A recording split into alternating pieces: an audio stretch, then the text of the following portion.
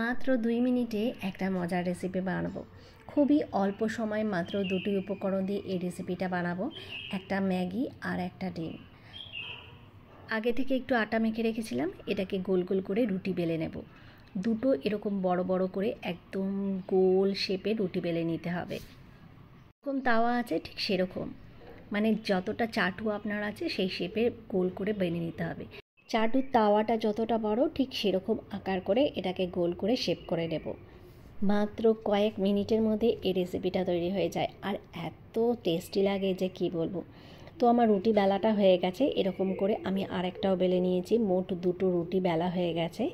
এবার আমি তাওয়া বসিয়ে দিয়েছি, তার মধ্যে আমি একটুখানি 1 কাপ জল দিয়ে দিচ্ছি। তারপরে আমি এর মধ্যে ম্যাগির টুকরোটা দিয়ে দিলাম, আর যে ম্যাগি মশলাটা আছে সেটাকেও অ্যাড করে দেবো।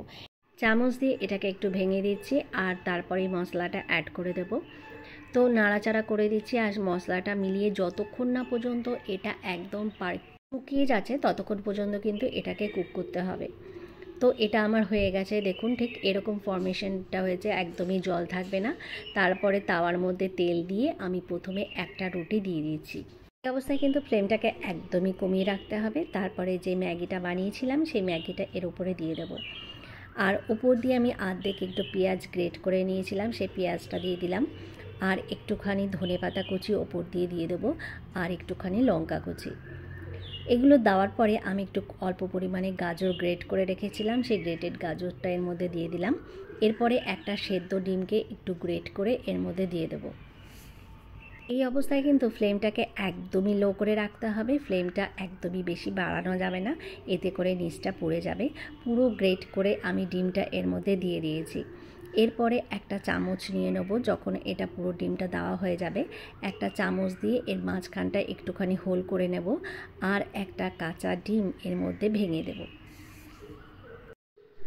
ডিমটা দেওয়ার পরে ওপরে যেই অংশগুলো রয়েছে, যে গ্রেটেড করা সমস্ত কিছু দিয়েছিলাম, সেগুলোকে আমি একটুখানি এইভাবে আটকে দেব।